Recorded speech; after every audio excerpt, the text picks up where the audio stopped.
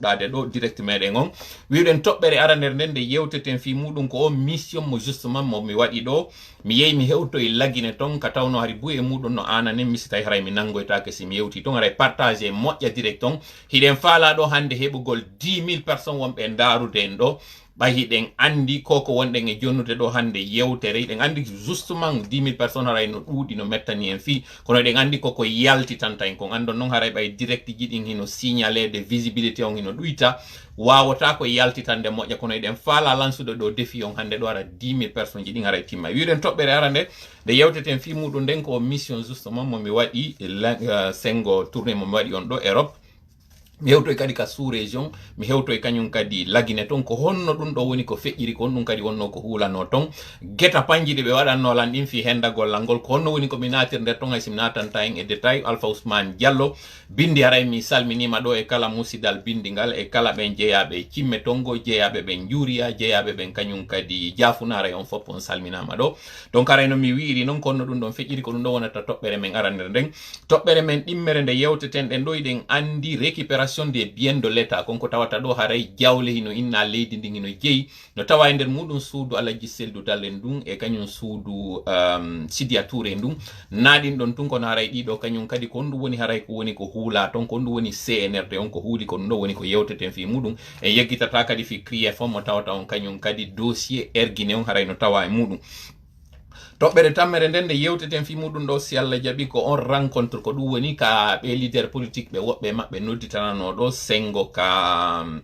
kan Samori Touré konko wonno waɗi ha ɓe nodda ɗon ko honno feƴƴiroyno kon ɗum kadi wonno ko hulano ɗon ko ɗum woni haray si Allah jaɓi ka yewteten ɗo fensite moƴƴa par ce que ɗiɗo fof ko piiji waɗuɗi fewdo tawno hari mi yaltita e kene fewdo tawno hari on tuma e miɗo mutiri on ɗo seeɗa si wi ɗon kañum kadi toɓɓere nayaɓere nden hiɗen andi e yewti ɗo kon plan B o idée de fédération kon ɗum woni haray déjà taw fédéralisme kon ɗum wonata haray par ce que ɓuyino sikki si innama fédéralisme haray ko sendugol hakkude jama o ko honɗum woni fi ɗum ɗon ko honɗum kadi woni ko hulanɗen ɗon ɗon ko honno feƴƴiroyta ko honto fewniɗen ko ɗum woni si Allah jaɓi haray ko hewtinten ɗo kadi jama on si wi ɗum ɗon haray toɓɓere jowaɓere nden ko konko tawata haray ko kuntoye toɓɓe ko woni ko yewteten ɗo entre autres en yewta e andinen ɗo jama on konko tawata haray fewndo ɗo ɗen andi insécurité wonɗo e wadde on fewndo ɗo ɗi kidnapping ji ka leydi lagine donc haray on andintinaylan fi ɗum ɗon ndaren no memire nden toɓɓere ɗon si Allah jaɓi jonnen kañum kadi haray konko tawata haray ɗen tañƴini wawa e wonugol feere nde yimɓe ɓen gollitirta fi haray yoɓe hisu mo tawata haray nangama ƴawnama e en oto ɗon ko honɗum haray on tigui hani waɗugol taw fi hiwgol ɗum ɗon en yewtay ɗo kañum kadi fi 72 heures de livre mo tawata on haray ɗo kadi no eɓɓana ko tawata haray no jomodiri ɗon kañum kadi e cippiro meɗen ngo wonɗen e wadde ngo haray mi torike noon Allah taw ɗon ko kanko woni newnan ɗo yen heyɗintin jonde meɗen nden hande ɗo kanko walluɗo en yon taw en wawa e tintudude ɗo onon tawnoɓen fof on heeɓi andeji e mapu leydi ɗi tawata mi zuynana hen ɗo si Allah jaɓi audio goto hollugol ha on to jama on haadi no mapani lan hino ananimmi en zuyno e ɗo si Allah jaɓi haray audio goto si Allah newnani on newnan ɗo en dandinmi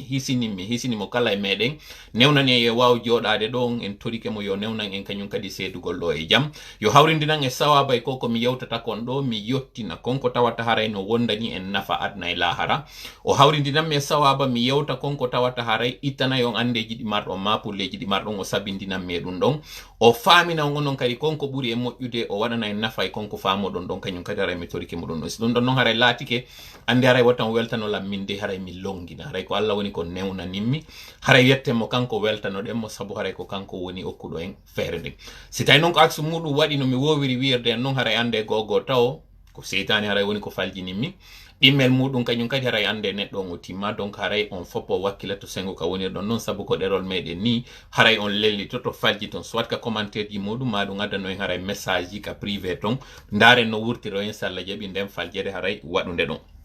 amin ya Allah haray hiɗen fuɗɗade ɗo direct meɗen o mais ɗo yen fuɗɗo direct on ɗo mi falete haray yiltitade ɗo taw lando on ɗo question mo tawata haray mo jomodiri moƴƴa e konko tawata haray hiɗen wadde ɗo cippiro fimu ɗon andi ngo cippiro fewdo fuɗɗiɗen ngo buy sikkuno wonde may mutotako buy sikkuno haray ko adduno en ɗo ko waɗugol samakala buy sikkuno déjà taw cippiro ngo wonɗe wadde ngon ka tawatara yimɓe buyi maayi batte muɗum hara heɓota ko polgal heɓota koye muɗum ko ɗum woɓɓe sikkuno kono hande ɗo alhamdulillah rabbil alamina sen yiltitike ɓawo en daari lowre nden en taway ka fokkituɗen ɗon hi en hewto yali ɗon taw kono alhamdulillahi rabbil alamina en feƴƴi buyɗi hulnoɗen hande ɗo si min daari jama on ɗo fewndo ka wonɗen ɗo mi yi woɓɓe no ina ɗo en heeɓi 5000 personnes en 12 minutes woɓɓe goyno windude ɓuri ɗum ɗon meɗen andi si on yi 5000 andi aray ko double on ɗon objectif meɗen on wiwɗen ko heɓugol 10 000 personnes kala noon ɓen 5000 ɓe wonɓe ɗo si goto kala e moɗon partage kañum kadi direct on 10 000 ji ɗi faalaɗen ɗin ɗi timmay par ce que aɗay si a goto on a heeɓi goto kadi ndaruɗo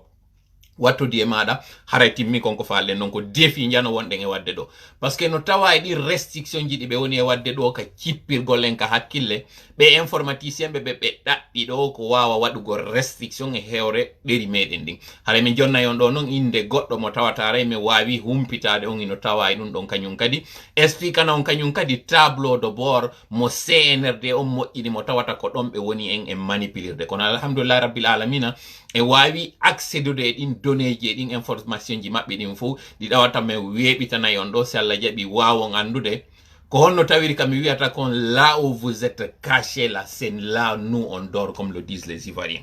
donc haray no mi wiiri noon partage moƴƴa woɓɓe inni ɗo 5300 personnes no mi wiiri noon mi reena haray ko jelo woni nder ton kono haray hiɗen waɗi ɗo objectif meɗen hande mo timminten ɗo 10 000 personnes 10 000 tawɓe ɓen hara ko live wonɓe e ndarude en andi sen gaynoy ɗo direct meɗen en tawa yiɗen telle 40 et quelques mille wonnoɓe e ndarude sabu ko tawata ko woɓɓe naata yalta kono wiwɗen live mo tawata jama on no ndarden ɗo en faala objectif meɗen on 10 000 personnes yo timmo miɗo mari ɗo question aray mo mi faala e landade si tawi hande ɗo ni goɗɗo landike ma ko question mo tawata mi faalete yon jaabu mi jaaboyto mo noon haray si Allah jaɓi ka lannode goɗɗo si innima fewno ɗo no jonnudema visa ya yew Ukraine goɗɗo goo kañum kadi innama ya yew naata e nder suudu ndo tawata ko an e ngayuji woni nder to ngayuji tawɗi ɗi woni balɗe 7 ɗi ñaamali ko honɗum e muɗum suɓotoɗa ɗo noon andi ton on question momon e landade on ɗo ko question jomodirɗo e hakkille question tawɗo haray ko fi ndarugol ngol niveau jama on ko ha honto ɓe jentito sino yewtede si yewtere no waɗude miɗo andi nda ñande on mapanino lan hari noon kadi on mapanino kelan kadi sifa ɗum noon fewno min nono miɗo fokkiti ɗo Europe finalement kam mi fokkitirno Europe ɗon mi wattani en ɗon kadi yewtere mi inni si mi clignotiri ka droite haray kaka gauche mi wonno e yarude kono jama on nanali moƴƴa yewtere nden ɗo kadi miɗo waɗande en question ka tawata ko fi en finding hakkille ɗen goɗɗo inna fewn ɗo no jonnudema visa fiya immo yaha Ukraine goɗɗo goo inna hino naadudema e suudu ndo tawata ko ya naatidu nder ton e ngayuji tawɗi woni balɗe 7 ɗi ñaamali ko honɗum e muɗum suɓotoɗa waɗugol fewndo hande ɗo fiya daɗu kon question woni ko landa ɗon mi jaaboytomo noon ala fen kono jentite moƴƴa yewtere sinde yewtede fiyon wawo faamude moƴƴa par ce que koko mi arata mi jooɗo yeeso moɗon ɗo ko yewtere mbatu mi yewtata mi yewtay goɗɗi gono toon ɗi tawata naya ndaaru komi yewti kon tum fiya faamu komi faalama yewtude kon kono so ardini hakkille ko momma yewtude kon a heɓay nafa ɓuri on jooɗiɗo jentitilan tun sabu haray ko hakkil jentorɗalan sa jentorilan hakkille a yiyay kodde ji buyɗi mi yewtata ɗo ɗi tawata an a waway faamude ɗi goɗɗo goron kadi wawde faamude question on mi jaaboytomo si Allah jaɓi ka fin vidéo meɗen ɗo wiwɗen objectif meɗen on partagé ko 10 000 personnes mi arta ɗo noon joni e nde yewtere ka fewndi ɗo ko honno mi mori mi yehi mi waɗi o tourné an ɗo no mi wir noon ñande goo mi waɗanno en direct au mois de septembre mo tawata on mi inni miɗo fokkiti Europe kono mi yeeti on kadi e nder on direct on tigi e nder ɗin minute ji ɗi mi wiyata ɗon miɗo fokkiti Europe minni entre mi yahay Allemagne ma mi yahay Belgique mi yewti ɗin ɗon on ha gasi kono mi wi on ɗon kadi si mi clignotiri ka droite haray ka gauche wonno mi yarude jama on ngalɗo yiyoygol lan États-Unis d'Amérique woɓɓe noon felimi ɓeyni kon no yewtirta Europe ronke wawde yiitude ko par ce que ɓe jentitanoki moƴƴa yewtere nde mi yewti nde awa ka feƴƴuno ɗo kadi kam innuno miɗo yaade laggine kaka aéroport noon mi tipporta si ɗon andituno nde yewtere nde mi wiwno on si mi clignotiri ka droite kaka gauche mi natirta buy on mo maapino ko tawata mi hewtay ka aéroport Conakry aéroport tawɗon haray ɗen andi ko Guessia international mi hewtayno ɗon tum ɓe waɗa ceemuye ɓe nangammi ko ɗum buy e moɗon huluno e nder noon ɓen huluɓe ɗon mi waɗana on ɗo audio woɓɓe goo ɓe mi falete yon jentito yewtere maɓɓe nden fi on wawu faamude ko honno tawiri on yafoto ɗo moƴƴa direct on ɗo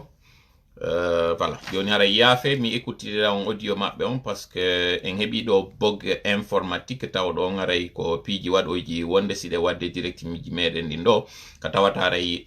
ordinateur on plante to yiɗo déjà taw retard waɗi e mi woɓɓe gonno ina 6400 personnes taw ɓe aray no ndarude en fewno ɗo objectif on wiyoɗen ko 10 000 personnes jentite moƴƴa ko wona ɗen e yewtede ɗo kon sabu so jentitike ɗo o wawa heɓude nafa e koko tawata aray hiɗen yewtude ɗo wawon heɓude moƴƴa ko naftorten ɗo yafe ɗo rapidement mi wawa ɗaɓɓitan ɗen waray on audio mo mi wowlani en ɗo fi muɗum yafe ɗo vite fait ok ande tun ɗo kami ɓe mi wawali yettude aray audio on ɗo vite fait taw mi anda kadi permission kañum waɗi ɓe audio on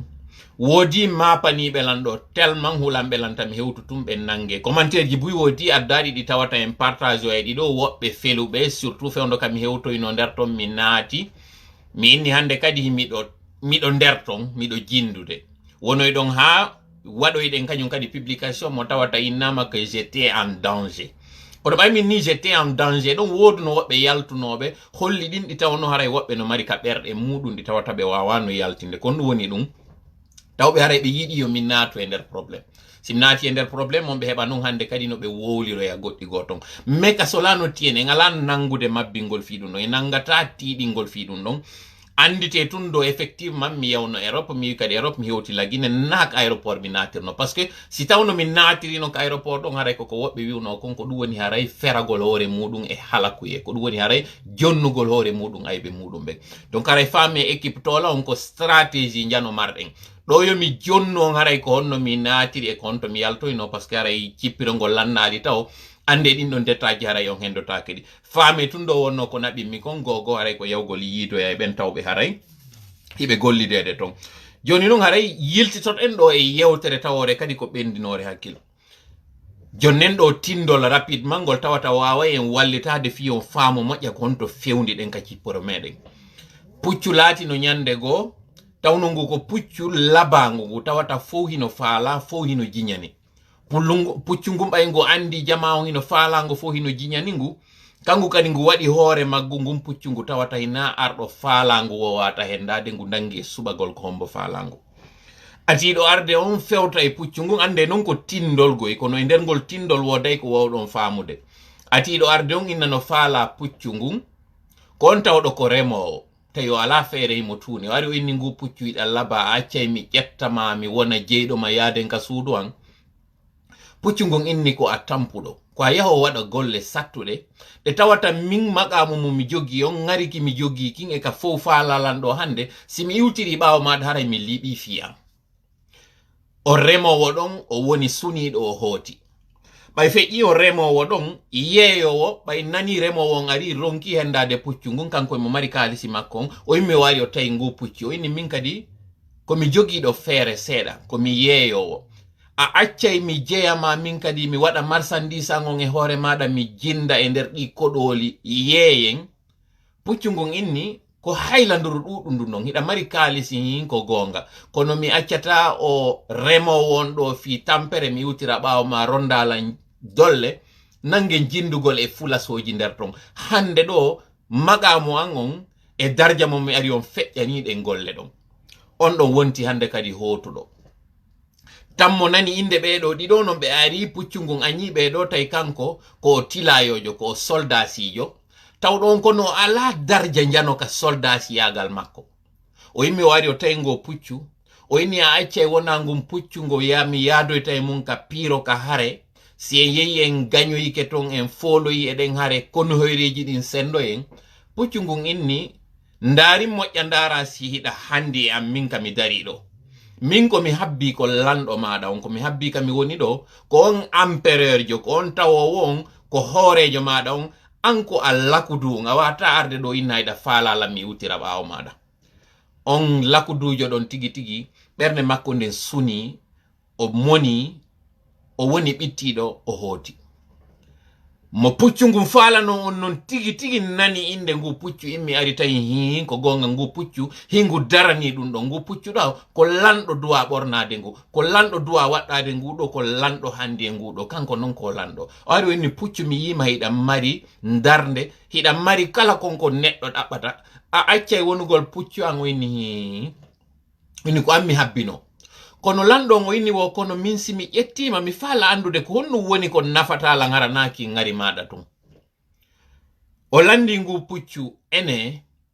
hida wawi tampere hida wawi wonde e nokku ka bittotoda hida andi sare nde mojja hida andi leydi din puccu ngo inni dum don fo mi wawata waw kono no woni nafa mo mi hebata on simi yettima mi naadima ka suudu lambe be ngande do a woni puccu angu puccu ngo inni wonde ma si a yetti la nganin sata sabu mi do wawi dogugol mi do mari darde o ni wa essayer puccu ngo mbay ngo fokkiti ngo dogi seeda tungu duppi fi on ngo duppani ko paske kanyum puccu ngo wowta tampere o ini hande kadi puccu ngun awa goddo ino wawa wonde wata dogude kono haray mo taaki ko be inata kon e pulal pay kun no wawi dogugol kono wata suudade mawdo non no wawi dum o ini ene hida andi ko lawol hongol hewtino tay nokkel kaade puccu ngun tay ngo anda ko no woni no moral on don bay tay o tawi ngudo fus ngu nafata ka ngo woni e duppude ngu lahi don o acciti ngu don o yewini mido mari haaju e goddo tawo wo nafayla famin histoire on don moral on ko hondum ko wonde ma ngu puccu singu jabuno iwtirgol bawo o remowo ngu yengu ikkiti tampere e billa e sattende si o lando hewtino do hande kadi o wawayno ngu ƴettude sabu konko ngu yengu tilfoyi don si tawi ngu puccu ngu wakkilino ngu ekkiti ngu yaadi e o tawdo ko lakudujo do ngu wawi hare ngu wawno convaincude o lando inna si e yehi ka hare mido wawi wonde sabu on dando yo ma ton hisa kono tawi puccu ngu fusngo ala kono wadi si fuddorden yewtere den non ko paske no wodi on innudo ko hondu woni chance ko tuma tay konko innete préparation ko dum woni hebidanagol goddum hawtondiri non hande kadi e konko tawata yaltiti e maada pempetu on wiyetedo dum ko roaming kejo wiyetedo Senegal hara yewtere meden den do ande ka fewndi den do hande do ka cippiro meden piiji bus en hebi opportunité ji wondi yeso meden do hari ko ka famo amen hari ko préparation wonno ko habbino en hande do non e woni préparer fi konko tawata en fewndo di modo e mudum hande do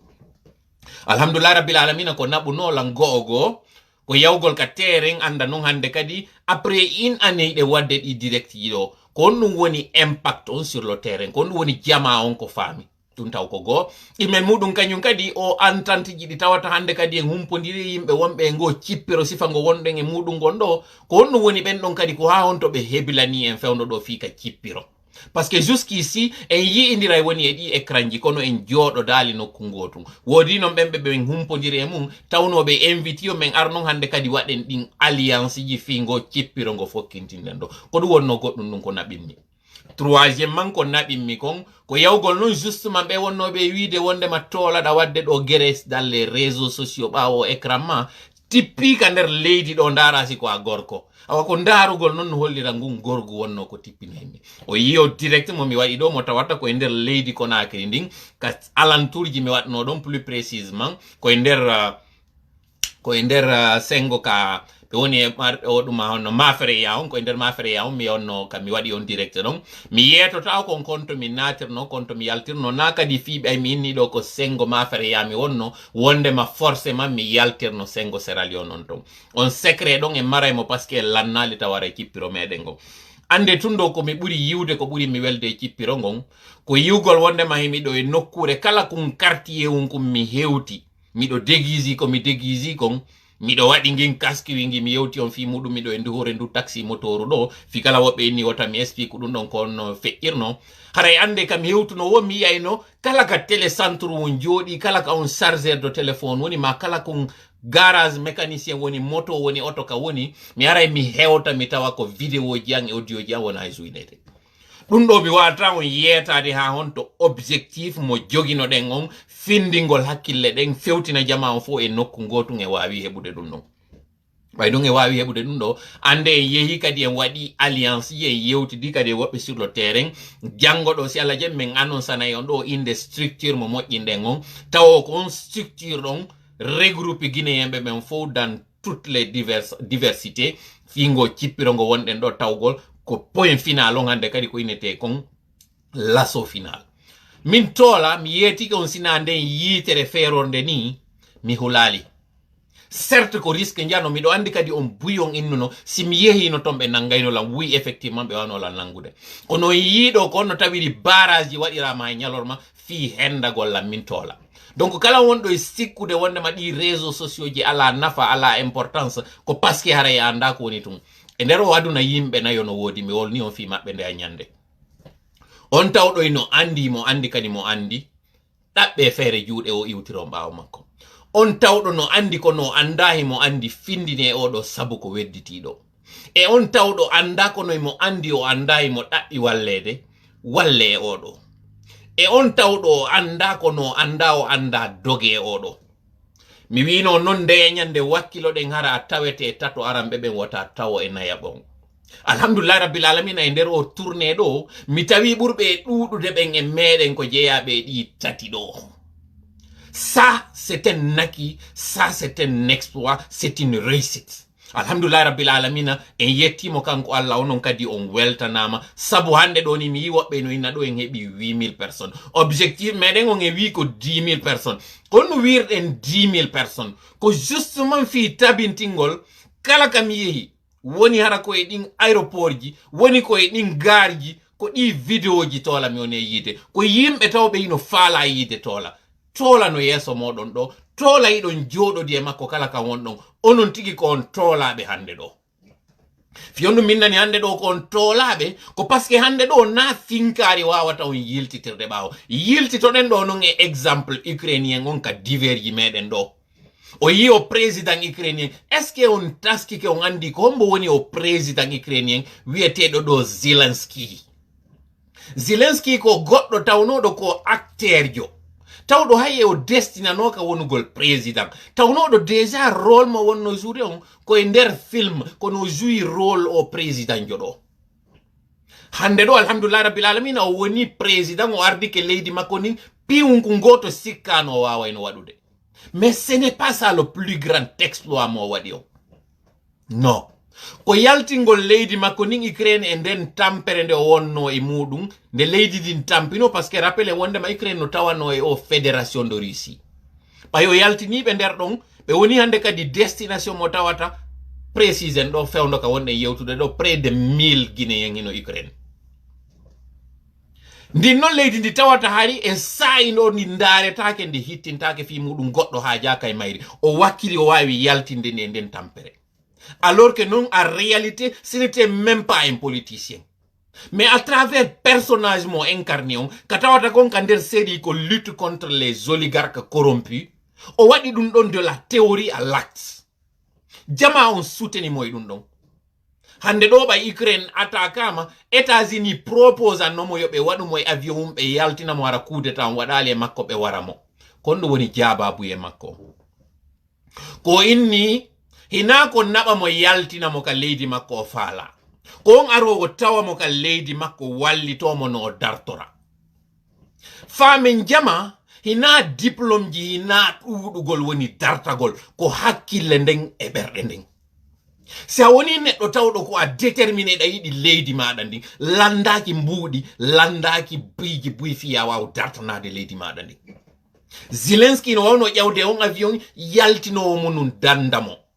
kono est ce que haray o ndaari jama hooliɓe mo ɓen lammini mo joƴƴini mo e nden jullere ɗon est ce que haray o ndaari koye bobo e warete koye hande oƴƴe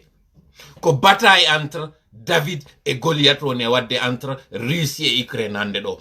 waɗen ɗon noon kadi pose ngoyo jama mi yi yimɓe nanguɓe e wiwgol wondema Russie woni wadde ɗo kon e Vladimir Poutine koko tawno hari États-Unis waɗino dans les années 90-2000 billahi alaykum yo jama ko paske goɗɗo warino hoore an kadi immotoɗa joɗoɗa wara hoore goɗɗo wawata inude ino dartade Alpha Condé ko waɗi gonka leydi e kala ngin dictature wi e jaggu wawa wiwde wawa wallitade Vladimir Poutine ko woni wadde kon hande ɗo ça n'a aucune espèce de sens un deuxièmement est ce que on yeggiti ko riisi taw wonno ka soñje gibi ka indépendance meɗen est-ce que iɗon andi Guinée kayno no ƴetti indépendance muɗum on ko Russie e Chine ɓe wallidirno e muɗum hino hande ɗo situation mo wonɗen o. Sénégal tawɓe ɓe hendike indépendance après meɗen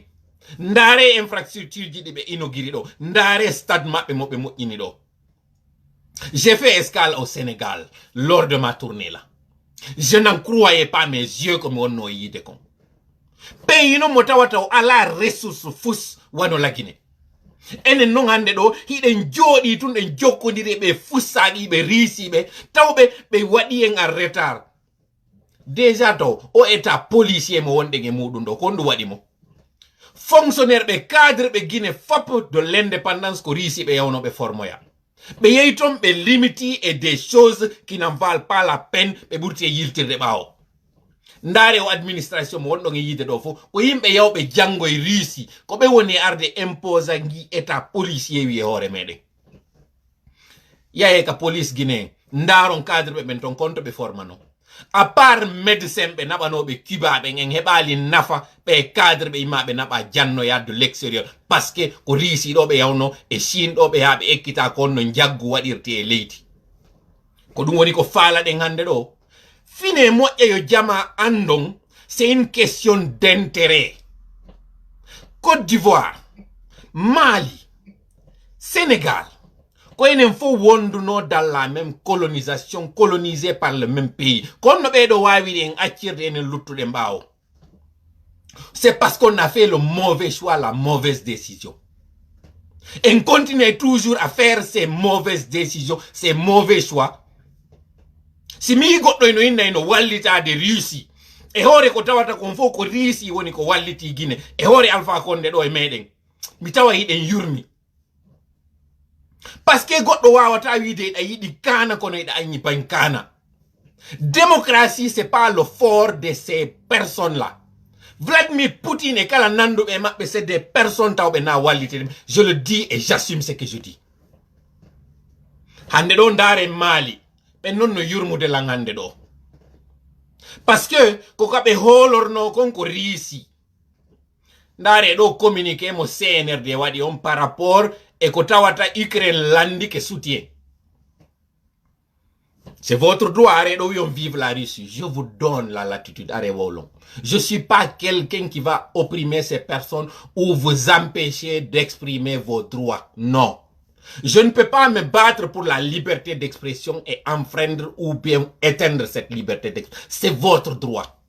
Wata goto supprime on wonɓe gérude page on wata on supprime ɓe wonɓe arde ɗo wiya vive la Russie acciteɓe ɓe wowla mais on yiya e kene andon probléme marɗen on c'est qu'on veut d'une chose et on fait le contraire. C'est pas parce que tout simplement iɗa reeni goɗɗo hande no dartade États-Unis et France sikkata wonde makko probléme ma on ko ɗon o woni solution on mum. Ça n'a pas de sens. Parce que hande ɗo ko mawawen famude qui est avec nous, qui est contre nous. Fewno kudeta on ya waɗama inna wonde ma passeport ji ministre ɓe jaɓama frontière ji fermama ko on ɓe autorisano yaltugol lagine kon to immino yehi. Mi landike on réponse on ɗon on ka commentaire ji ɗo ko Russie o immino yehi. Hande ɗo ka wona wiye de récupération des biens de l'État. Usine Rusal on tawa kay muɗum fiyon ɗum en ala yewtude fi Rusal hande ɗo fiyon ɗum koko wona wiyede fo yo friya moƴƴintine fiyon ɗum fi Russi ɓen wana ka wowlede. C'est une question que je vous pose. Awo faame moƴƴa nébuleuse mo wonduɗen on ɗo CNRD ko Russiɓe ɓen ko chinoisɓe ɓen ko ɓeɗo wonɗen e gerdude muɗum. Kala an sikkuɗo wonde ma o gere Ukraine ɗo a wallito to Russie ɗa wadde ngo cippiro koye fenande wonɗa yaltu. Je ne vais pas de toi. Parce que tu es un hypocrite, tu ne sais pas ce que tu veux. So waw andude ko onno mi gerdiri mi naati lagine ɗo mi yalti. Ko on woni o système wonɗo hoore meɗen ɗo on tuttayno hoore ɓe Russiɓe. Parce que ko ɓe woni en e soñjude. Kala ɓen kadi wonɓe gollidude maɓɓe kamɓe woni en e soñjude jawle meɗen ɗen ɓe faala ko hoore meɗen ɓe faala kombo waɗi ɗi péaji lagine aren ɗon taw waɗen on fren ɗon ɗi péaji ko ambassadeur jo Russie on inneteɗo on Alexandre Brigadier ko kanko waɗuno ɗum ɓeɓe anduɗon foppo warama ɗo ko kamɓe risiɓe ɓe woni ɓawo muɗum sa wawali famude ɗum tampi pour toi yiltite discours makko mo watno on au nouvel an en 2018 kanko e Alpha Condé ko ɗum ɓe yoɓirnomo ko ittugol mo ambassadeur watta mo kanko directeur ruisal goɗɗo non wawa mi wiide ɓen ɓe heɓay sonja mi wallitoɓe jamais de la vie mi faala jama yen finu moƴƴa anden qui est avec nous qui est contre nous hande ka fewndiɗen ɗo ce n'est plus une question entre meɗen et CNRD tout je suis très remonté yeso moɗon ɗo parce que cippirongon en fuɗɗike ngu deviude aren non joni ko ɗum ɓe woni en e waɗude donc andi o récupération de biens de l'état ko on no feƴƴiri est ce que ɗon manditino au mois de novembre communiqué mo premier ministre on waɗno on ɓay waɗi on communiqué ko on ɗum ɓe wiwno fi récupération de biens de l'état plus précisément le 7 novembre monsieur Beavogui wanno communiqué inni kala ɓen ancien ministre ɓe yaltuɓe koye ɓe jonnitu bienji ɗi ɓe wonno e muɗum ɗi fewɗon tuma jama on famano ko Alaji Sellu e wonno ko visa parce que c'était des anciens ministres ɓayɓe tawi ɓen ɗon famali ɗum ɗon après kadi patrimoine batti waɗo e kañum kadi communiqué go wiɓe kala wonɗo e bien de l'état de se mettre en rapport avec le patrimoine ɗon fof kadi ari ko neru ɓe wonno wadde mi faala noon yon jentito non ɗo si ordinateur on plantanoki ɗo mi faala yon jentito non ɗo audio mo tawno mi waɗino le 11 novembre 2020 fewndo Alaji Sellu yawno ka Mamadou Silla mi yetino mi inni yafoto mi yetino mi inni Alaji Silla Mamadou Silla Alaji Sellu e kañum Sidi Amini ɓe maridi piiji kamɓe tato ko ɓe kafi harana politique o yimɓe famano on tuma yewtere hande ko joni non wonɗon e famude konko tawno ɓe kafi on tuma main objectif meɗen winɗen ko 10 000 personnes partagé moƴƴa direct o partagé mo moƴƴa min miɗo anduno ko woni e wadde ɗo meɗen anduno meɗen humpiti mais kon to woni probléme on ko ka tawata ɗon enen e yiyay goɗɗum no ara ronken famude are non joni e point je ɗe wonɗen e yewtude ɗen ɗo moƴƴa fi on faamu o krief Alaji Sellu ko piège ji tati ɓe waɗa fi yiltegol ka laamu ɗo on yi o publication mo Africa Guinée waɗi par rapport e maître Abbas Bangoura ko eɓɓa kon fi Alaji Sellu fi yiltugol ɓe ka laamu no waɗirano noon 2010 ko kudetaji ɗiɗi waɗi ɗo mi faala yon faamuɗi kudeta ara noon ko waɗa ɗon contre Alpha Condé entre guillemets kudeta ɗimmon ko waɗete ɗon e hoore kala ɓen tawɓe ko leader politique ɓe fik Alpha Condé wiwno kon je ne laisserai pas le pays entre les mains de bandits ou bien ka wiwno kon le gouverner autrement wiɗen kudeta ara noon waɗi contre Alpha Condé tawɗon fewɗo emo jooɗi Dubai e wino yoɓe prononce moƴƴa état de santé makko parce que mbuuɗi ɗi ɓe yahannoɗi ɓe hendaki ɗi fof ɓe hendike une partie ñamale ɗe o ñawliɗen e inde lagine woɓɓe wodi ƴantuɓe goɗɗi goo Alassane Ouattara ƴantimo mbuuɗi président ɓe goo kadi ɓe o ñawli ƴantimo mbuuɗi ko ma o yoɓa ɗin ɗon taw est ce que noon ko stratégie ɓe waɗi fino mbuuɗi makko ɗin daɗira faame ko ɗum retardini séjour makko on ton woɓɓe noon inni fewno ɗo opération makko waɗɗon o réussi sali que wondema il est dans une situation tawo elle est très très critique CNRD on doit communiquer hoore ɗum ɗo andina jama on si tawi ko gonga mo selli yoɓe waɗu vidéo o yewta jama lagine on jama on anda wondema moye jam ça c'est ce que nous demandons au CNRD arten non joni e objectif mo ɓe woni e wadde o wiɗen gueta pan arano mo ɓe waɗani on Alaji Sellu ko éliminugol ɓe nun à travers la constitution ɗum ɗon en humpitike en dénonci fi muɗum ɗum ɗon bontiriɓe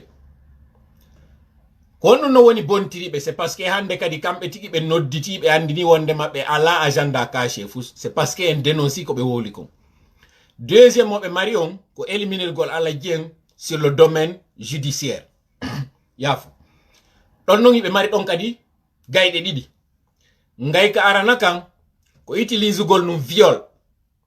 fi si tawi ara ɓe yimmike ɓe ari ɓe tippike hande ɗo États-Unis iɗon andi ko ombo faalaɓe portande plainte terlen ɗon on ko gibi lagine ɗum ɗon ɓe falano wadde ronki laatade. Deuxième point moɓe mari on ka elminugol ɓe tunina ɓe casier judiciaire on haran wodi ka ɓe hilni ko o utilise ugol justement cuuɗi ɗin utilise kañum kadi erguine terlen ɗon mi ala juutinde yewtere nden ande tun ko ɗiɗo ɗiɗi ɓe mari sur le domaine judiciaire. Troisième point moɓe mari ko élimination physique. Si ɓe tawi ɗiɗa fof marsali ko ɗum ɗon hande kadi ɓe immotoɓe waɗa 10 000 meɗen on woɗɗa haray ɗo ɓaynayi juuti yewtere nden tellen ɗon o yi kadi to angon sayli ɗon andi noon kadi kon ɗum waɗata ɗum ɗon hangu sayla haray ande ɗo tourné on o feƴƴi très bien mi wawi yidude yideteɓɓen fo en joƴƴini kadi structure ɗo en wawi yidude kadi e leƴƴi luttuɗi ɗin aren non joni haray e toɓɓere meɗen nde wiwɗen nden ko on ɗum woni haray ko ɓe huuli kon ɗo e kon ɗum waɗi si ɓe noddirnoɓe fi intimidgol ɓe ka kan faame moƴƴa o intimidation moɓe ko ɓe noddirnoɓe ka kan déjà eɗen andi tout ce qui est parti politique ko MATD on doa kippude fi ɗum ɗo normalement mais fi on ɗum ɓe waɗali hara ko MATD on ko fi intimidugol ɓe parce que ɓe yi jama on fuɗɗike mobilisade fi dartagol ɓe o yi non ɓe suɓi ɓe addugol ɓe wallitoɓe fi ka yewtere mi yewta on ɗo fi yimɓe ɗiɗo ma tato Faya Milimono e Makanera e tammo on ko Ousmane Kaba pardon Lansana Kouyaté ɓeɗo tato parmi invité ɓen ton si tawno ara innugol ko fi participation dans une élection nationale Lansana Kouyaté o buudino koko inete rendez-vous électoraux ji ɗin début 2010 en o duwano ka tawede ɗon si ko innugol ngol poids politique Makanera parti makko on ala poids. Troisièmement hiɗen andi Faya Milimono ko kanko lors des élections locales wonno troisième force politique kono waɗano compétition ka présidentielle fi on ɗum ɓe addiri ɓeɗo tato ko fi ko yewta konko ɓe falano yewtude alaji sellu ɓe intimida ɓe naɓa ɓe on tere wiwgol ngol ko waɗuɓe détournement ko ɗum ɗon hanuɗon famugol ko ɗum no waɗini ɓe ɗum ɗon ko parce que en yalti en waɗi yewtere en hulɓiniɓe en maƴiniɓe ɓe waɗali goye recul mi faala yon faamu ɗum ɗon e o parti ɗo ɓe recilari o yi ɓe addirta ɓe wi stratégie on hankin vendredi ɓe jaboto ɓe jabaki hankin vendredi ɓe nattiri le 28 préparé le 28 si ɓe immike déjà ɓe décidi e nder ala on kikiɗe ɓe ara ɓe encercle suudu alaji sellu ndun ono wonɓe darde lamɓen ɗo les 10 000 personnes préparé on fop no gerdirte o gerdirte préparé on fop ko waɗata ko e ngal lagine waɗata ɓawo meɗen waɗata contre meɗen ɓe yalti e kene ñaaka pay ɓe décidi hande kadi na suuɗagol wona takkagol ɓe woni wadde ko e kene pettan ɓe woni wadde ko ɓe watta ko enen kadi ko waɗeten kon e waɗa e kene pettan en ala wiugol wo e nangoto takkagol. Pour votre information mi wi on ka divers ji Harmattan Guinée waɗa e 72 heures du livre lagine au mois d'avril et tenez-vous bien gonga ko anglais ɓe wiyata guess what cette fois-ci on Harmattan Guinée ɗon ko waɗata ko publiugol les 30 tomes de Sékou Touré ville d'honneur on non fi on 72 heures du livre ko Dalaba woni ville d'honneur on ɗum joni non dare non coïncidence ji ɗin CNRD ƴetti laamu ngun jonniti kasji ɗin Bellevue innitiri se aéroport on Sékou Touré 72 heures du livre on cette fois-ci ko consacré à Sékou Touré Dalaba kadi fi on ɗum en andi suudu Miriam Makeba ndun ko Dalaba ɗon ndu woni faame moƴƴa CNRD ko ari ko réhabilitugol PDG RDA watta ɗin kala ɗin ɗi tawno hari PDG RDA no waɗude e hoore guinéenɓe ɓen plus particulièrement hombo an o wonɗo lan e darde ɗo ɓe suuɗali enen kadi en suuɗata cette fois-ci si be fala be ada yon nun tigide. J'espère que d'ici dimanche be qu'il a fait e fama. Parce que détermination yo be prépare des cours moƴƴe. Si be prépare wara gaburuji moƴƴa. Et j'assume que mon wolde Congo mi ala mi ngon takkagol ko du wadi sim yeyi ka warete ton. E wono la nangude lagine kam hewtuno ton. Je m'en fous pas mal. Hande ka fewndi den do. Mi tinore en sadaka mi wolni non dum nebi. Tanke da hollude da mari hoore, da mari hakkil an e CNRD. Tanke de wiide enen ko en yidube fi Allah, ko en jabobe se en wadama en accan, tanke de wadi dum e hoore men. O système jo ina do en hoore lagine gibi 1958 o yaaba en o teddinta fi men. Ko tuma tay si en fotti e mabbe be yeyden jogi ko eden ka leydi den dampude be anda en ala hoore ko don nantondirte. Sa nani nakasuye régime nakasuye ayi CNRD. Pour faire simple. Donc ande de mari do structure. Innetedo frappe. Front républicain pour des actions patriotiques. Teddungal modo. O frondo ko front motawata ina o politique pour le moment.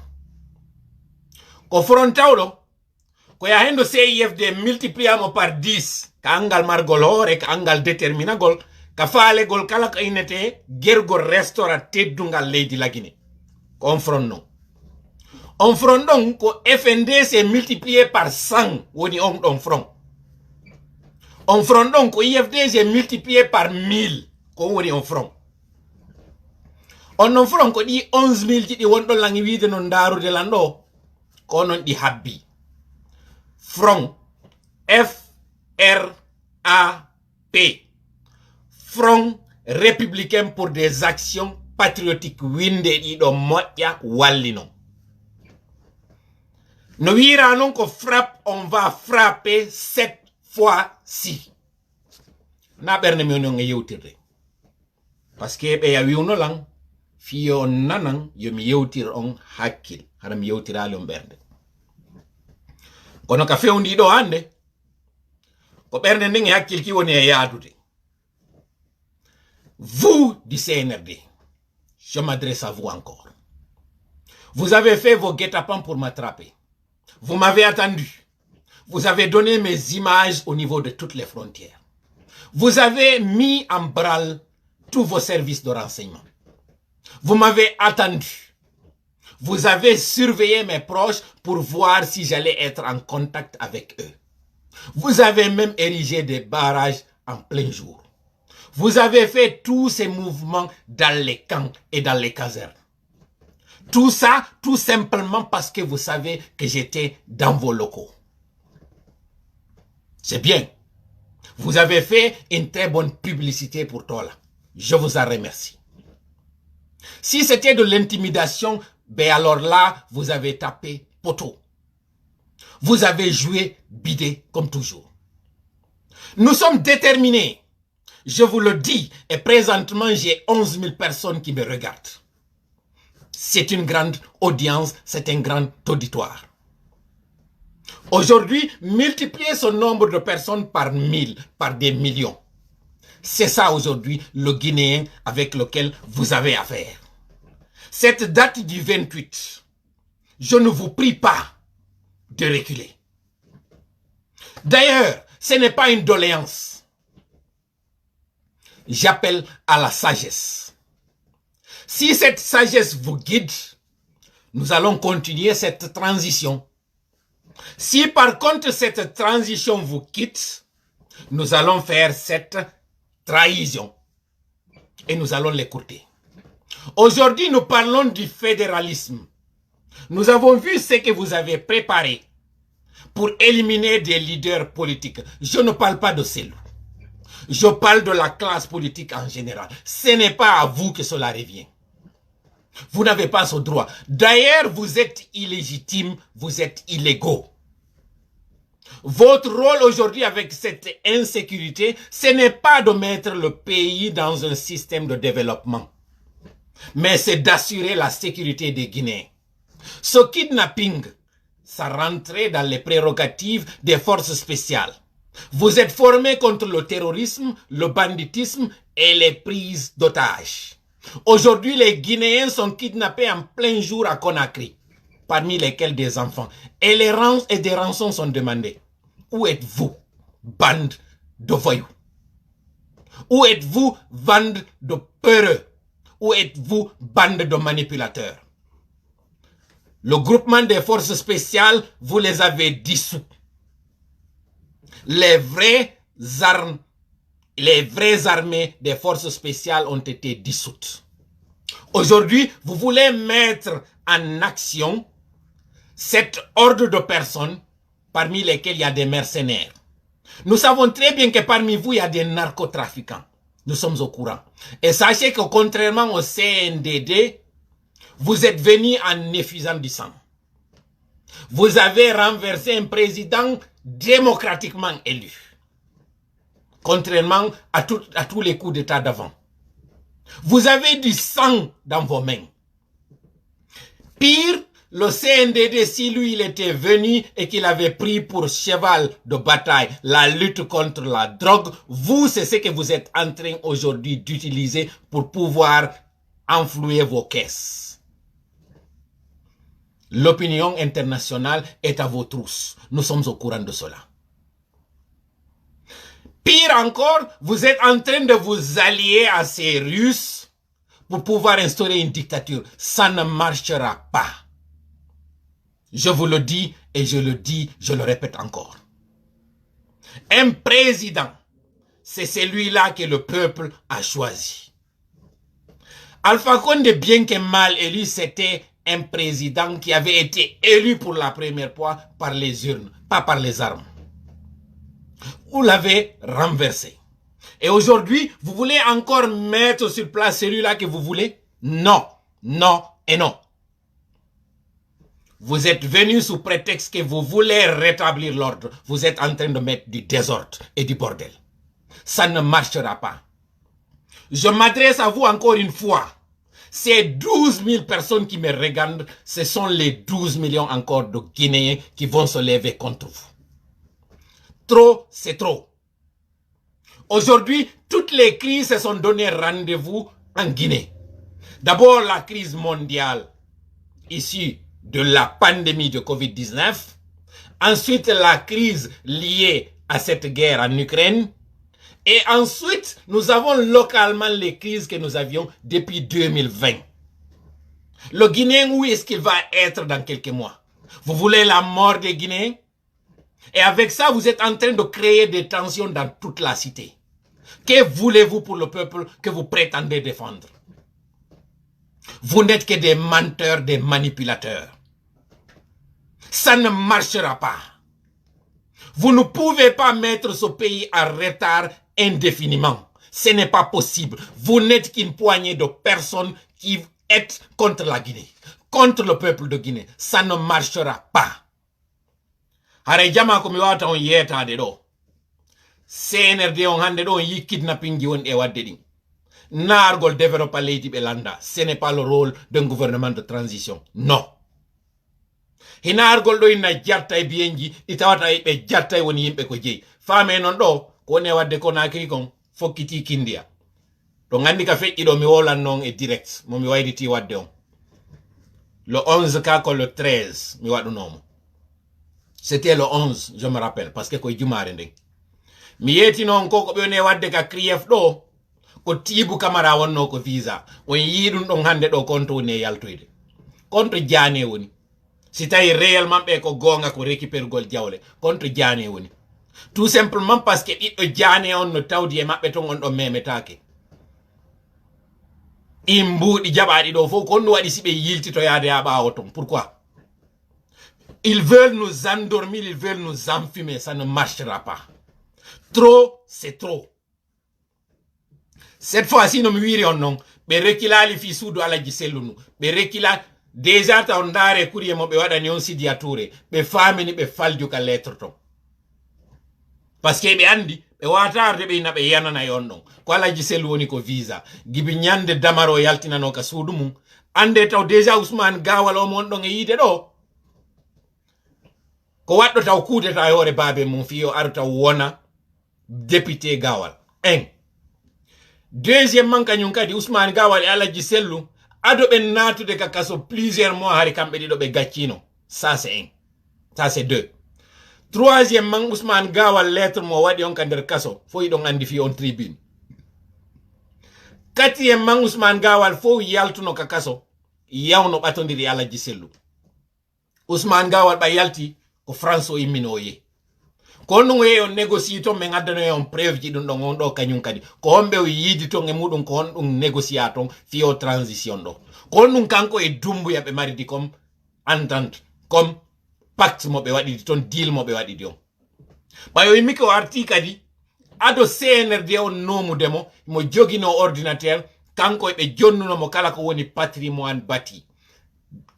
cadastre Guinée on fop Ousmane Gawal no jodi no jogi mo gollude mudum non seulement ko kanko woni e wadude do hande vengeance e hore cadre be RPG ben mais ko kanko kadi woni règle de compte ji makko din e militant be UFDG ben kadi ko do non famo ton fiyon no wonno e wiude qu'il reste toujours militant de l'UFDG pour deux raisons. Première raison parce que kudeta mo ala wadde on hore Alaji Sellu si be elminama fiyo récupérer électorat on hande kadi o présente yo non fi konko be fala wadde ko deuxièmement ko woni wirde ko militant jo UFDG ko fiyen soutenu kala ben tawbe hara ko yidunobe Alaji Sellu fiyobe soutenu CNRD on habe gayna wadde bonnere nde be wadata nek heureusement wawde humpitade dum do law yaltintinde ngekene donc ande Ousmane Gawal ko règlement de compte ji woni e wadude do hande e hore UFDG particulièrement Alaji Sellu et on ne permettra pas cela. Enough is enough. Hande do kon jama on landa fi en artu e toɓɓe meɗen den e yidi e ben tawɓe ben hande do be mari musende sifandi marɗen din wonɓe Baskot wonɓe Haute Guinée e wonɓe Guinée forestière hande do sinama yaltugol manifestation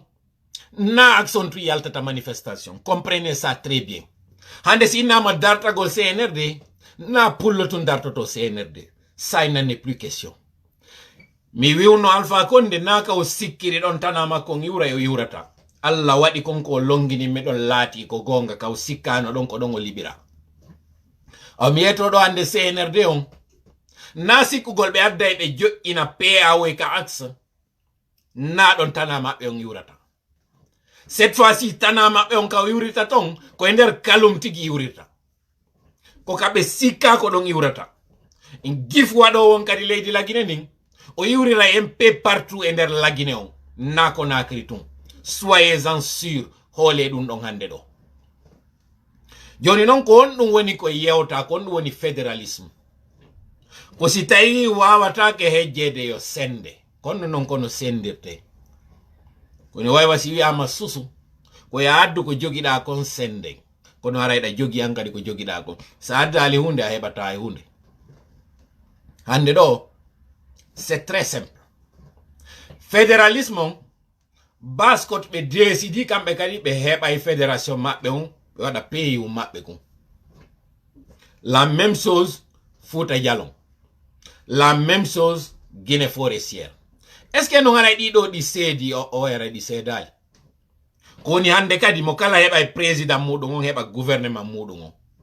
Ko be do non nayo non décidata hande kadi ko hombo laamotoɓe ɗon non kadi ko honno warrete e garta ko wonno konnum ɓaawo ɗo ɗen andi ari diwe ɗen iɗen andi kañum kadi ari systéme de gouvernance on si an a laamike hitande ma nde manda ma on feƴƴi no anda ko kaari kadi laamoto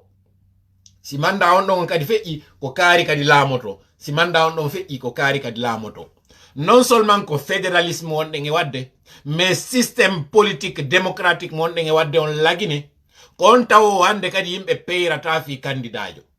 parce que no anda ande hitande do président jo lamoto do Guinée fédéral on ko ngiwdo e région karijo donc ko région don tu wadata élection mudum on so région no wadi élection mudum on lammini on président jo don mandaji di on président ji nabata don ino anda goddo gol dartota ko fi lamo si on mandat ɗon kadi lanni nde oya fédération kañum kadi présenti candidat muɗum on ko on fédération ɗon tun kadi waɗata élection muɗum non seulement sovana en mbuuɗi sovana en tension développa kadi leydi ndi fédéralisme on non ko on no fonctionnirta Fouta haray no mari ministre de l'économie muɗum on Fouta eno mari ministre de défense muɗum on Fouta eno mari système administratif muɗum on timmuɗo hôpitaux ji ɗin ko enen darnata kala ko waɗeten la même chose aussi Baskot kono haray ɗiɗo nayi non hiɗi fotti ɗi nokkugo kadi tawata ɗi wiyay kadi yiɗum ɗo ko fédération Guinée on ni en ala division de pays o kono no wonde e warrude non mi yeetike on hande kadi leƴƴi jooɗotake lagine parce que si tawi Baskot suɓike ni ko ɗo wonata président amen on Baskot yehi ha tawi non kañum kadi Fouta suɓike mo muɗum innama nde hitande ɗo ko Fouta wona hikkinede yeeso ka laamagol ɗiya luttuɗi ɗin fof ɗi waɗata vote ko Fouta tun waɗata vote muɗum on ɗon président jo joƴƴine fo iwtira ɓawo ɗum ɗon fewndo tan almami Samori Touré en Boubacar Biro en ari en ala koye conflit o e entre meɗen ko ɓe ari ɗo joƴƴinani en démocratie wingi tawata ko démocratie wona e waɗede par ce que si tawi innama ko leƴƴi joɗorte alors que démocratie on ko wi ko on ɓurɗo madde yimɓe o feƴƴata ça veut dire han joni ɗen luttiti o système tawnoɗo hari ko patriarcal o système de royaume ɗum gasata a wawata inude an a laamike ko siɗɗo ma on ma ko ɓiɗɗo ma on joƴƴinta hay si yimɓe ɓen falakamo ça ne marche pas donc ara yewtere meɗen nden giɗen frenude nde ɗo janggo si Allah jaaɓi on hendoto détail ji ɗi moƴƴa e gadda yimɓe ɗo janggo joɗotoɓe ɗo tawɓe hino tawti nde yewtere ɗon iwɓe leƴƴi luttuɗin e waɗoya janggo ɗo zoom si Allah jaaɓi direct meɗen on yewtoya fi ɗum ɗon mi artay ɗo non joni haray question ji ɗi mi landino on ɗin ɗo en gaynude ɗo yewtere meɗen nden non il faut qu'on divise non en divise ta leydi ndi divise take fédéralisme faame moƴƴa ko on ɗum woni fédéralisme sinnama pays fédéral mi jonna on exemple on e Canada no mari province ji buy tawnoɗi ko pays ji num ko ɗin pays ji hande kadi wonti province ji ɗin province ji ɗon fof ino mari gouvernement fédéral muɗum on ino mari kañum kadi gouvernement provincial on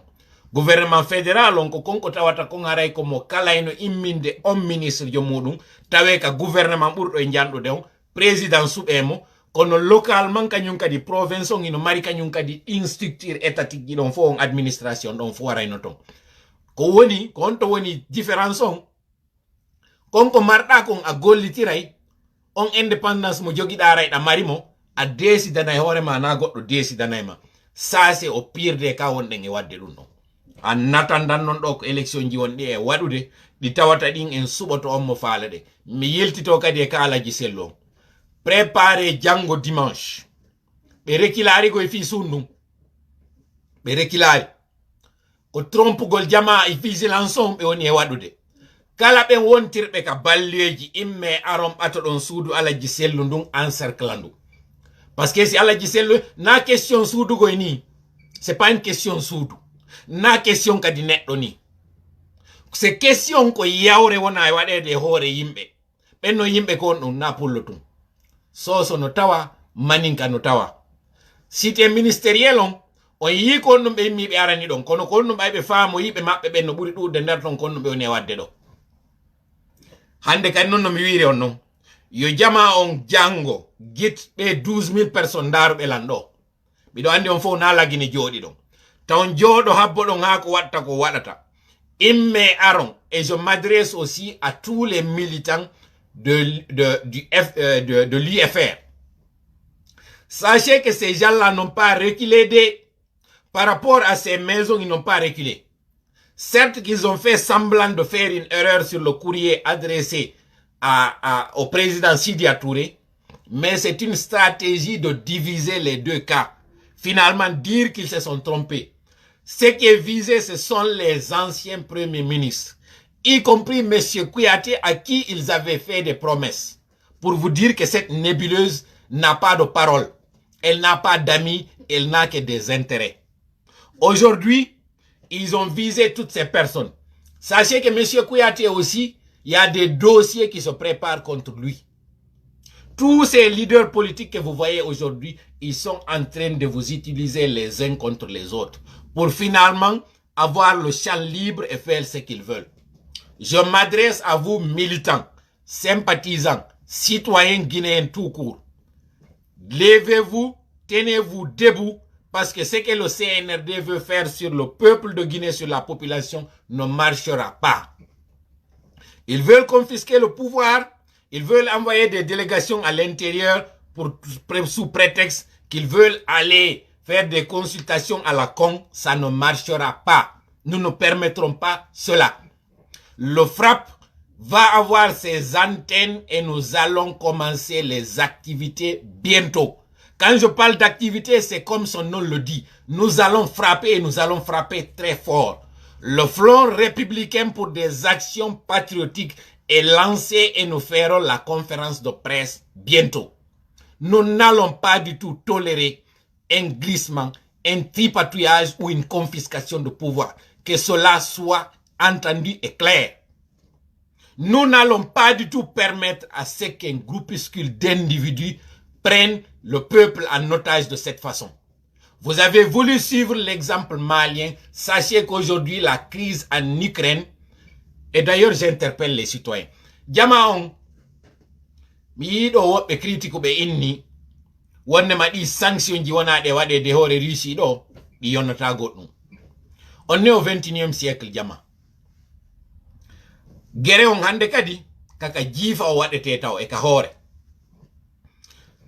O yi, di image wonde yaltude circula wonde ma doni ka hakkil jama o, famina namo wonde ma Russie ari wawi maîtrise de Ukraine.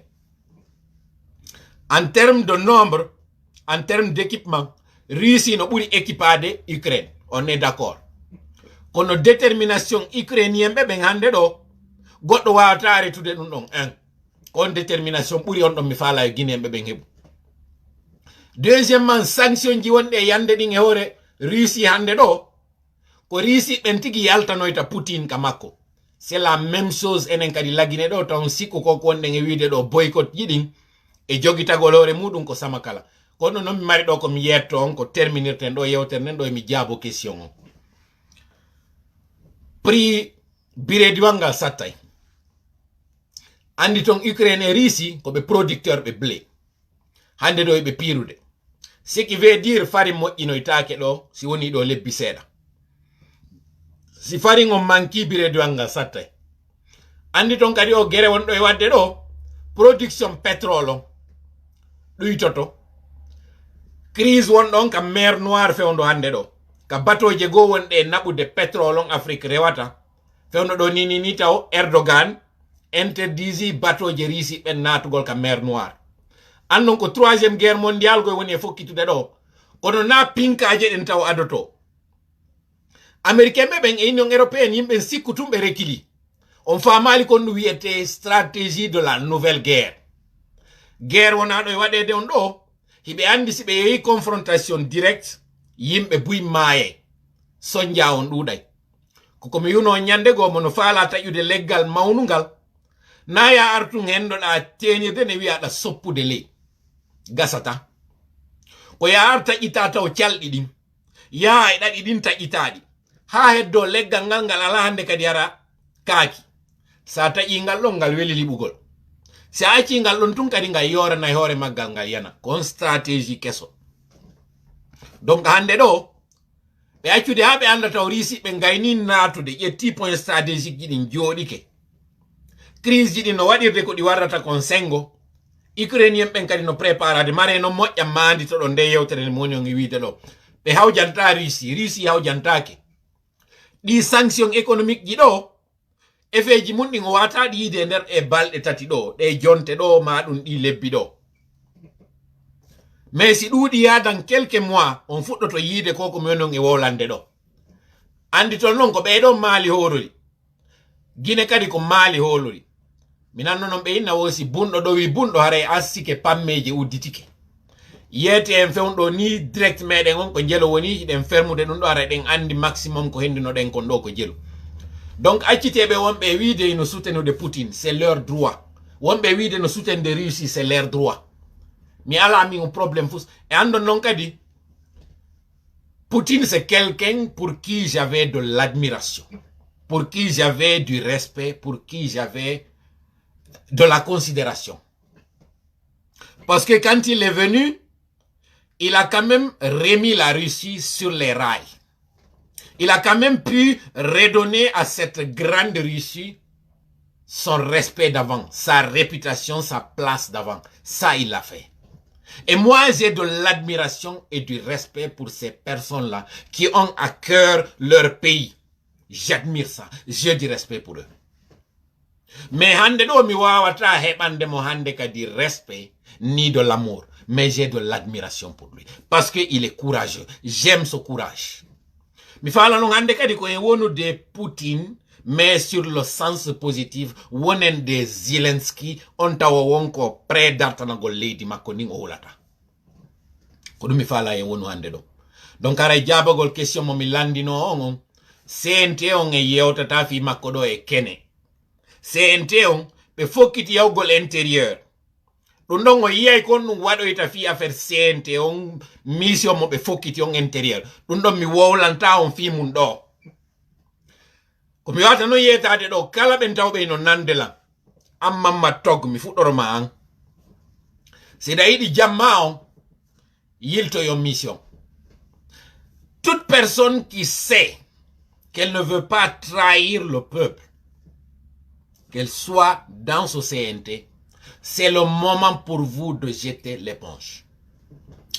Vous qui êtes dans ce gouvernement,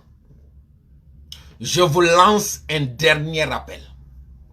en vous invitant à choisir le peuple, à faire vos démissions dès maintenant. Parce que le frappe fera sa frappe et nous serons en action. Je ne suis pas en train de donner des détails. Je vous appelle tout simplement à faire un recul. Cette mission que vous avez voulu faire vers l'intérieur du pays, je vous dis reculez. Votre manœuvre, vos manigances ne marcheront pas. Faites un recul. Ça va vous grandir. Nous ne reconnaissons pas les institutions. D'ailleurs, nous ne reconnaissons plus le CNRD. Que ça soit clair et simple. Le CNRD, vous avez jusqu'au mois de mars pour nous donner un calendrier. Passez ce délai. Si vous forcez la situation, la frappe frappera. Le frappe frappera plutôt. Le Front républicain pour des actions patriotiques agira. Et ça va être de manière ouverte. Nous n'allons pas faire des actions subversives. Ça va être des actions déclarées. Comme je vous ai dit, Sansi Kaba, avec son 72 heures de livre, les millions d'argent que vous avez sortis pour les financer, pour tout simplement réhabiliter Sékou Touré et piétiner toutes ces victimes de son régime, vous avez encore joué bidé. Nous sommes au courant de tout ce que vous êtes en train de faire. Mais voilà donc une dernière pause. Retenez do inde goddo Djiba Keita. Buino jibi ko on no tawiri di page yi di woni restreint yimbe no jibi ko on du wadi dum. Buino jibi ko on no CNRD woni fonctionnaire. Pour votre information, CNRD no jogi tableau ji tati. Jibi be ari kalamu. O wiete do Djiba do yae tappo inde makko den andol nomination makko gibi o nomano ko on wadi. Ko paykun weldudo e kanyum Mamadi Gibi Lil. C'est des amis. Il est IT en informatique et c'est un analyste financier. Quand on a un rôle Djiba dans cette transition, il y a des tableaux, il y a windi, kala piji il y a des réactions qui sont tending. C'est-à-dire, ils sont en train de jouer sur nos esprits. Quand on est wadde do kon fop nun hari jusqu'au mois de décembre, janvier, faut pas anticiper. Par exemple, innugol aéroport on hibe anduno sibe inni aéroport on kondu wonata réaction jamao. Hibe wari kadi anticipation mo be wadata. C'est-à-dire be wadi tableau pour ceux qui étaient dans l'opposition, kondu be wadata, kondu be réagissirta. Donc hibe wadi kadi kondu be wadoita yeso don. be wadi kadi tableau go fi RPG itta ben kalamu si be wadi goddum ko no be réagissirta ko honto kadi be rattrapo to be wado e non troisième tableau kalli ka suudu mabbe ndu be wadi non dans une des villas ka tawoyta don ko hawtiti kon non dida didi ko honto di fottiti par rapport e chronogramme mabbe on kambe ce qui explique que nyande be yawno ka berde be wadi o photo mo tawata ara goddo ino wullude mum ko prépara dum moƴƴa wada fiyo be hendo en ka hakkille on wonata réaction jama si be wadi dum don kon dum kadi be hikkoyta don nyande o yawno ka juulirde o jodi ka leydi o juuli hibe anduno kadi ko on be visuno de nyande kon wonta réaction on jibaajo e mo wadi dum aw informaticien be mabbe den non kanyum kadi ko be woni arde ka page wada restriction je majji ko jiba o do woni plan politique ma woni pilotude dum do fo me wadano e on video mabbe on do me wadano e on image mabbe on do fi on andu ha honto CNRD hibe prépara ni moƴƴa o men hebi non accès din tableau ji mabbe men andi ko be wadi kon fo no men hendorno non information fi o constitution mabbe men bonni dum non ko non kadi woni men bonni dum do hande don no joni ils se sont retrouvés maintenant ka tay don piji din fo bontiribe accélérugol en deuxièmement changugol programme mabbe on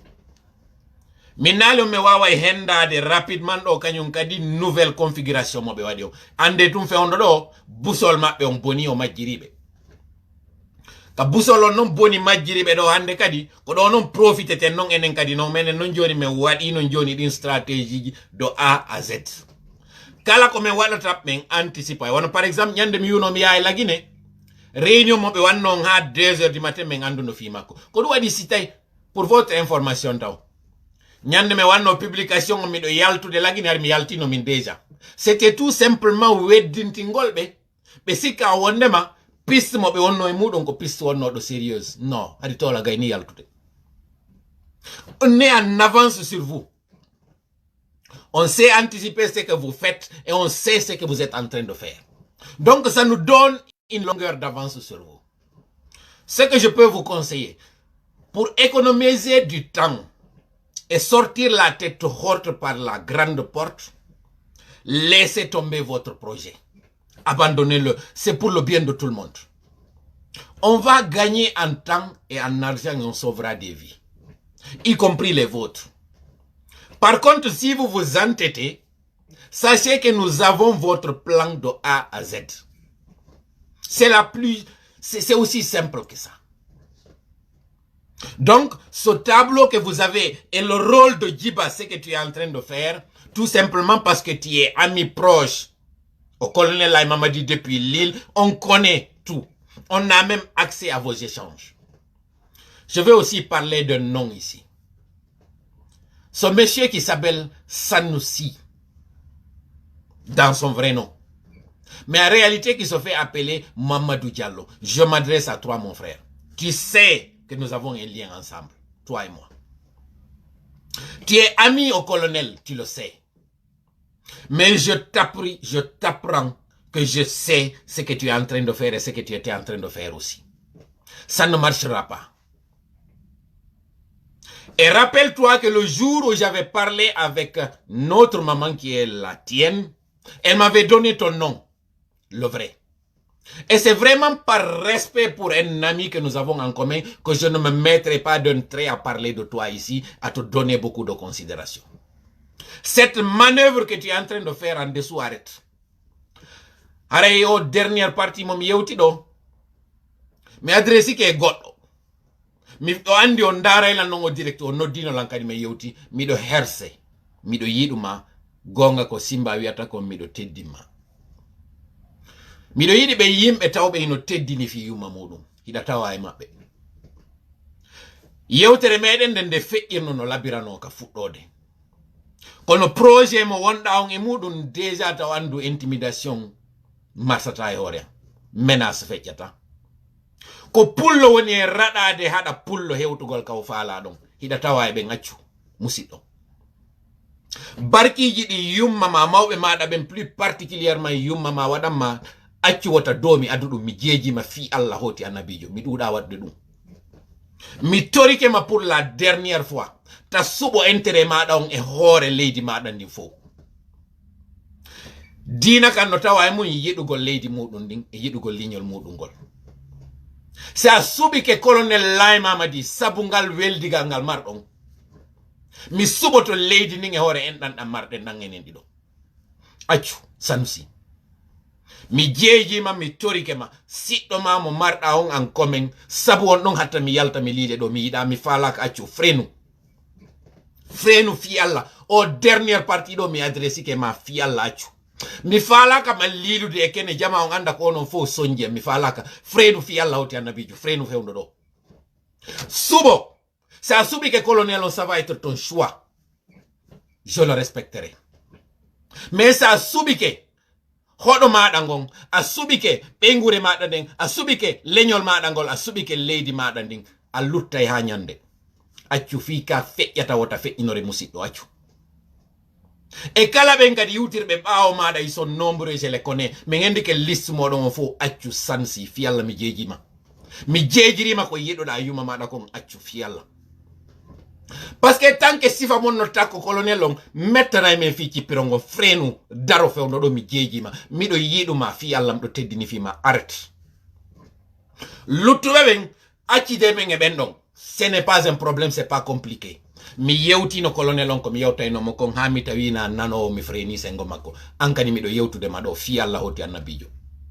mawbe ben ka fula soji ton ben don mi weltani ke be nani be fami duaji mabbe nin kadi hewti nele mabbe den kadi hewti on jarama hida andi da tawa e ben hewtino be ben accu fi Allah musiddo frenu duaji ben nin hande ko contre ma di yiltito accu fi Allah musiddo accu mi jeejima kala kadi an on tawdo idan nandi e Sansi odo fi Allah frenu accu yimbe buy mai musiddo an tawa may warabe hande do on ala won do e darude lando mo ala musiddo mo régime wari awande CNRD on non ko lannitagol kala din di régime ji di wanno mais de manière plus forte pour le Fouta wi ay nyama ko hino musi kono ko bibbe be mburi ko bibbe PDG RD hande jodi e hore meden do accu fi Allah Sansi mi jeejima mi répéti kadi inde mada fi Allah hoti annabijo mi jeejima fi Allah nanu jaba e kala on wawbe o modo rekile fi Allah hoti annabijo mi darni do yewtere nen sengo do dernière partie mo mi wi on kidnapping jinin do hande di repreni de plus belle kono non neddo on wadata fi yo daduma danda goddo deux solutions deux propositions hande do sida yawde taxi kala ino mari plaque fo yimbe ben burbe dudde ben fewndo ara no jogi téléphone sida yaade jaway taxi tiru taxi on plaque magalon photo nabana goddo mo anduda première des choses deuxièmement une fois jawi ka taxi tawi ko antum no jodorda jodida ka jullede tiru chauffeur jon kadi photo ipiji do didi téléphone ji modon ni yodi wallito ngemu do ya jawe taxi ta amu si a tippoy ke ay fa sayfu nabana kadi goddo mo welduda e mudum numéro plaque si tawi wata tirude hida jawde taxi wal numéro magalon ko hunde kay c'est vrai que oui be way changer de numéro plaque kono be wata sanzude yeso mabbe ngo donc no ƴawirda e taxi on sika jande taxi man jon jodida boylu téléphone ma on tira si taxi man jo wimo kon non tirirɗamo tawi musimo ko tirirɗamo ko andu ko bondo sina ɗum siko a taxi man joyɗa andi a ala fus ko bonata a hula fus a hajatake goɗɗo tira e ma photo ɗon jango si on tigi muti no wodi o moyen photo ji ɗi circulire nen anden ko ɓeɗo woni kidnapido yimɓe ɓen ko solution ɗo woni ko men jonni on tawa natandan yo tawara taxi je ɗen hiɗe mari numéro ina wodi site mo nadata e nder ton vérifier anda taxi wangal si tawi ko taxi wal est ce que faux taxi wal haray ko o ɗo feere woni ko men jonni on tawa natandan parce que ɗi bandiji ɗi wonduɗen ɗo ko ɗum ɗo ɗi duwano occupade e muɗum sécurisugol jama on lutte contre ce terrorisme contre ce kidnapping kono yi malheureusement na ɗum ɓe woni occupade e muɗum ko argol doola yimɓe jatta yimɓe andon non kañum kadi no mi wiri on non sattene no suti lagine déjà kam mi wonno to lemuneje tati ko 4500 mi sodi de ɓayɓe termi moƴƴa par ce que min nami wonno yewtitude ɗuma ɓen miɗo jooɗi ka motoru taximétre jom ɓay termi yeeyo won ko accanoy men tati jaɗen ko 4000 francs sino ko 5000 o wiwno kanko debbo joni noon lemunne ka tawata ina e bateau woni arde si ɗum ɗo yeeyama 5 000 4 000 4 500 ɗole taw sattene nen fuɗɗaki taw kon to aray fokkituɗen donc haray komi faala boycott ji ɗin préparé moƴƴa soode ko soodo ton kon préparo ɗo carburant o ɓeydoto ɗe balɗe ɗo il non pas le choix sina ɓe ɓeydu biredi on satta e ɗo sabu crise mom yeeti ken waɗi ke ɗo donc jama on yo préparo moƴƴa mbumba e wingi accengi komi woni no yettorde yon préparo ko parce que sattene nen no arde nden non sattene ko woni nde addude kon nami woni nde addude au contraire mi yewta e on woni fi on hebila no andon nden sattene no arde miɗo accitude on ɗo mi toriki Allah e wonu ballo meɗen hawrinde en sawaba janggo e waɗa e ɗo si Allah jaɓi direct meɗen on mo tawoyta en invité ay ɗo responsable ɓe Baskot responsable ɓe Kafore e ndaren kañum kadi responsable jom hotguine so wawa suusude algol tawde e meɗen fiyen wawi yo andon hande ɗo o stratégie de 3 contre 1 on hande kadi o bontiriɓe hande ɗo tous les Guinéens sont égaux et on se voit en frères et sœurs yo Allah wallu en ɗum ɗon ɓeydana en ɗum ɗon frappe on wota o yeggitu front républicain pour des actions patriotiques en joƴƴina e anteji ɗin un peu partout yiidaɓe yiidama yewtama fof nantodirama allahuma salli ala sayyidina Muhammad wa sallim wassalamu aleykum wa aleykum salam wa rahmatullahi wa barakatuh question on ɗo mi jaabomo ɗo par ce que woɓɓe landike jentite moƴƴa yewtere si goɗɗo no wowlde si mi wattananuyla mi jabotano ko ya ƴette jonneɗa visa yawgol Ukraine wiyaki forcément sa yehi Ukraine ton amma ye kono no anda sa yehi ton ɗa yaade ka innete mayde no woodi par contre si goɗɗo wattima e nder suudu an e buutoji ma an e ngayuji tawɗi balɗe 7 mayali jentito moƴƴa anduɗi ngayuji ɗi mayino si ngayuri woni balɗe 7 ndi ñamali ndi yarali andu ndi maya woni donc ko réponse ɗon gondema ko ɗin ɗon suɓotoɗa par ce que ko mayɗi wonɗa natude tawa nder to alors que noon sa yehi Ukraine chance on ino woodi yo taw missile wal wawa yande hoorema kono mi jonniron on question ka fuɗɗode ko yon jentito moƴƴa yewtere nden ardi non hakkille mayre si goɗɗo innima ino waɗudema e nder suudu ndu tawata kulle woni balɗe 7 ɗe ñamali an ka nanataka hoorema wondema ɗen hiɗe weela tellement sa naati ɗon ɗe ñamete kono est ce que goɗɗo ene wawi tenude balɗe 7 o ñamali o yarali ko mayɗe wonɗa e natude tawaɗo donc question on ko question d' intelligence si a heɗi kite moƴƴa donc simiɗo yewtude on ɗo simi yewti on goɗɗi go jentiteɗi moƴƴa famon donc kala ɓen hulannoɓe la wondema simi yewti ka aéroport mi tipporta andite konko mi yetino on simi clignotiri ka droite kaka gauche mi hammirta